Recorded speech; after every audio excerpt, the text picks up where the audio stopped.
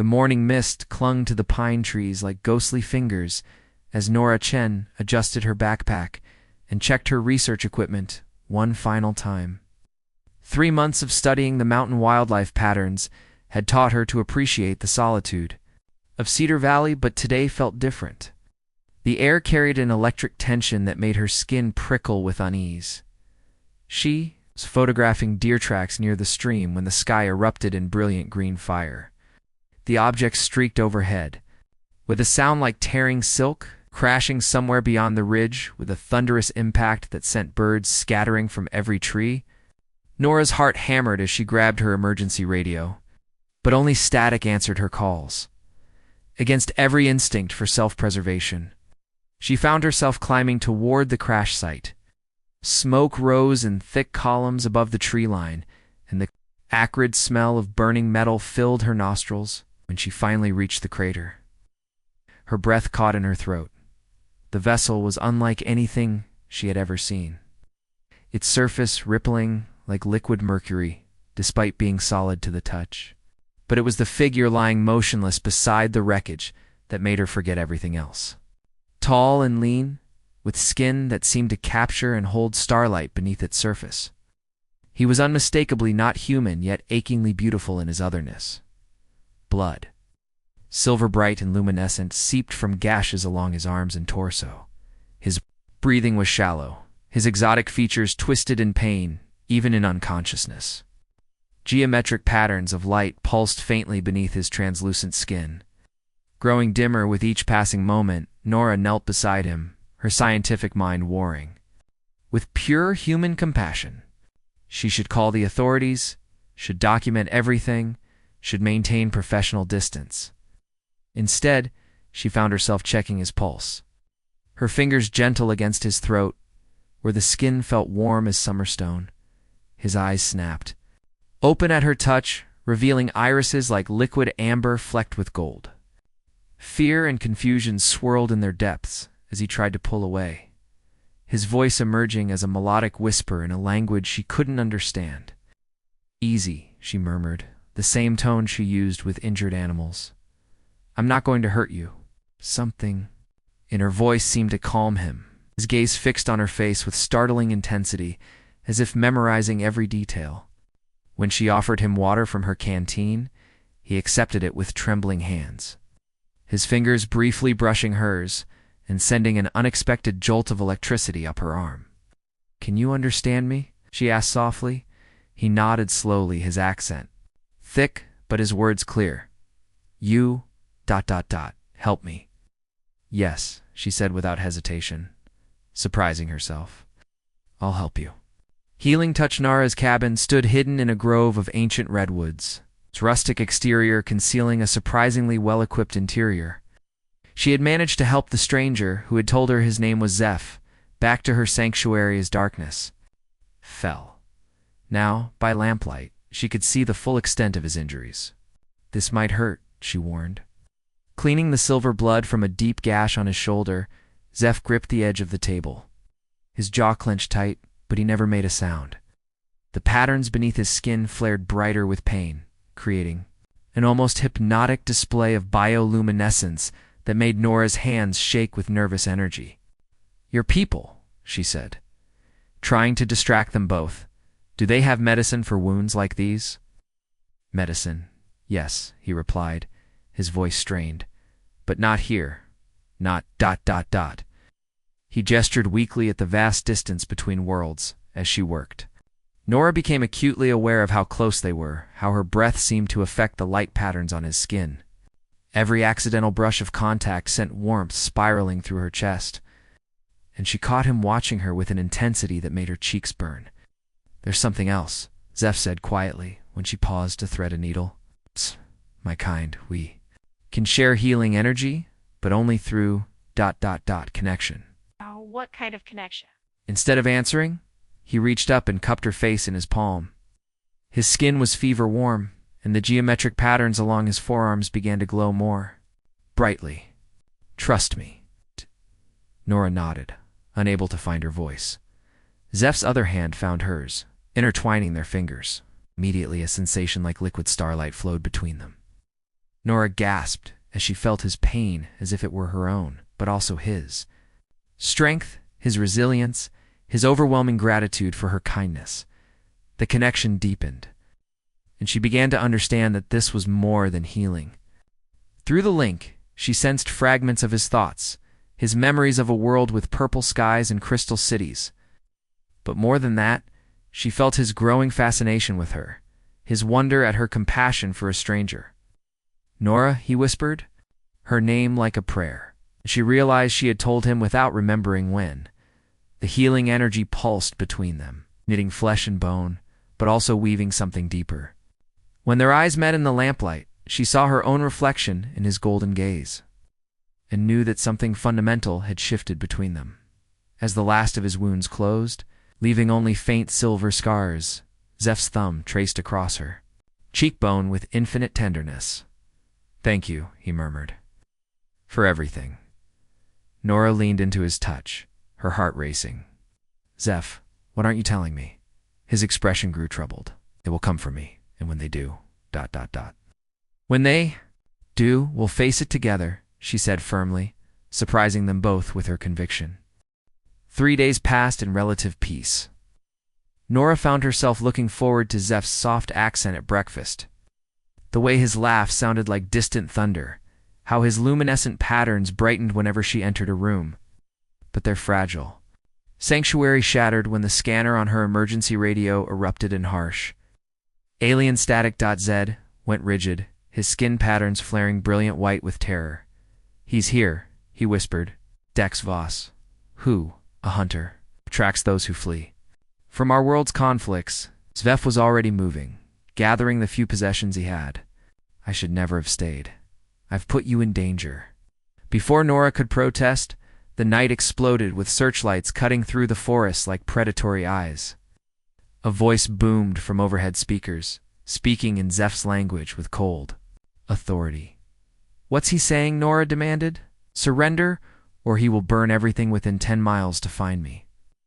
Zeph's face was anguished. "Nora, you must go. Run while you can." Instead, she grabbed her emergency pack and the keys to her all-terrain vehicle, like hell. "We're leaving together." They escaped into the wilderness as energy blasts scorched the trees behind them, Zeph's superior senses guiding them through paths too treacherous for their pursuers' craft to follow. They finally stopped at dawn beside a hidden waterfall, both breathing hard. "Why are you running?" Nora asked as they caught their breath. "What did you do?" Zeph's patterns dimmed with shame. "I refused an arranged bonding. My family has ancient ties to the ruling class, and my rebellion has ... consequences. Dex was hired to bring me back.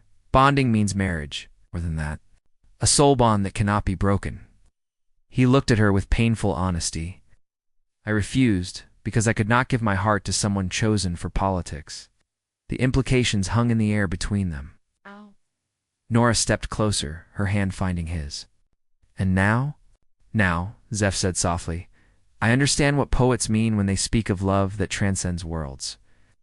Their lips met beside the waterfall, tentative at first, then with growing passion. Zeph's skin blazed with golden light as Nora's fingers tangled in his hair, and she tasted starlight on his tongue. When they broke apart, both were trembling. "The bond," he whispered against her lips. "If we continue, it will change everything.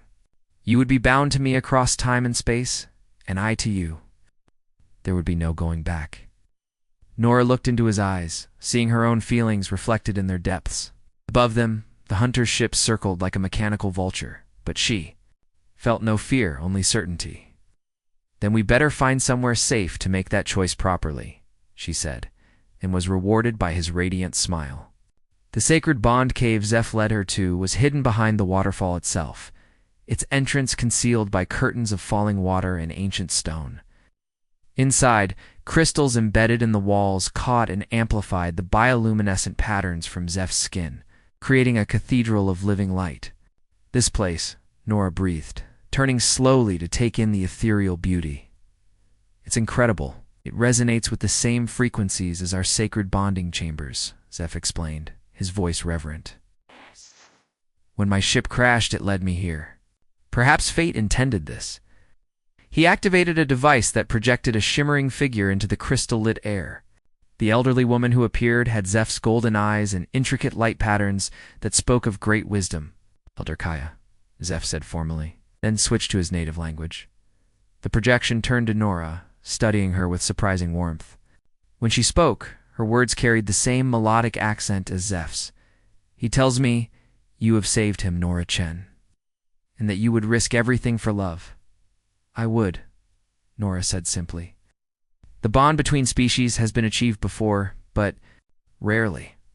It requires absolute trust, complete vulnerability. You must open your very soul to one another." Kaya's expression grew serious. "Are you prepared for such intimacy?" Nora looked at Zeph, seeing her own determination reflected in his luminous gaze. "Yes," Kaya smiled. "Then begin." Zeph approached Nora slowly, his hands trembling slightly as he cupped her face. "Once we start, there will be no barriers between us. You'll feel everything I feel, know everything I know. And you'll know me just as completely," Nora whispered. Covering his hands with her own, their foreheads touched, and immediately the connection flared to life. But this was deeper than the healing bond, more intimate than anything Nora had ever experienced. She felt Zeph's memories flowing into her, his childhood under alien stars, his longing for adventure, his growing love for her that matched her own. In return, she opened herself completely, sharing her fears and hopes, her wonder at the universe, her overwhelming desire to build something beautiful with him. Their souls intertwined like dancers, spinning closer until the boundaries between self and other began to dissolve. Nora Zeph gasped. She felt his love for her name resonating in her bones, their bodies pressed together with desperate tenderness, hands exploring newly familiar territory as their minds shared each sensation. Oh. When Zeph's lips found the pulse point at her throat, Nora felt the kiss from both perspectives, pleasure doubling and redoubling between them. The crystals around them blazed brighter as their bond deepened, sealing them together across the vast distances of space and time. When the light finally faded, they lay entwined on the soft moss, forever changed. "My heart," Zeph whispered in her ear. Ah! The endearment carrying new weight now that she understood his language as naturally as her own. They emerged from the crystal cave as the sun painted the mountains gold, their bond humming between them like a living thing. Nora could feel Zeph's contentment warming her chest, while he turned toward every bird call she heard with newfound appreciation for Earth's music, but their peace was short-lived. Government vehicles surrounded the waterfall, black and official, and thoroughly intimidating. A woman in a crisp uniform stepped forward, her expression unreadable behind dark sunglasses. "Ms. Chen, I'm Agent Torres, Xenological Affairs Division. We need to talk." "You know about us," Nora said. "Not really a question. We've been monitoring the situation since the crash. The alien ship, the hunter, your association with the survivor."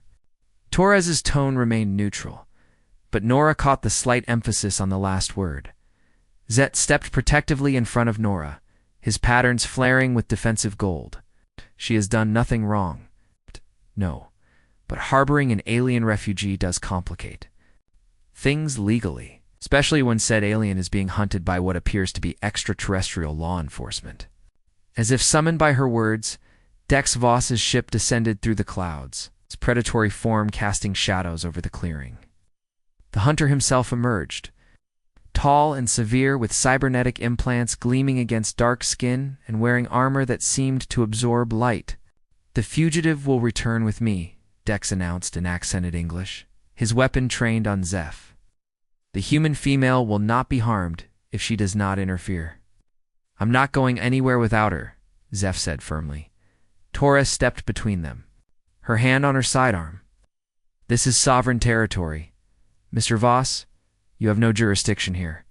"Then you doom both worlds to continued isolation," Dex replied coldly. "The fugitive carries genetic markers crucial to establishing formal diplomatic relations. His bloodline opens doors that have been sealed for centuries." Nora felt Zeph's shock through their bond. His sudden understanding of why his family had been so desperate for his arranged bonding. but she also felt his unwavering love for her, his certainty that their connection transcended politics. What if there was another way? Nora found herself saying. What if the bond we've formed could serve the same purpose as the arranged one? Torres raised an eyebrow. Explain. Through their link, Nora felt Zeph's desperate hope as he began to speak rapidly with Dex in their native language. The hunter's expression shifted from anger to surprise to something like grudging respect. Unprecedented, Dex finally said. But possible. If the human agrees to serve as an ambassador, to bridge the gap between our peoples. Zeph, seeing her own determination reflected in his golden eyes. Through their bond, she felt his absolute faith in her, his willingness to face any challenge if they faced it together. Then that's what we'll do, she said, taking Zeph's hand. Together. As the morning sun climbed higher, casting new shadows across the landscape, Nora knew their greatest adventure was just beginning. They had chosen love over safety, unity over separation, and in doing so, they might just change the universe.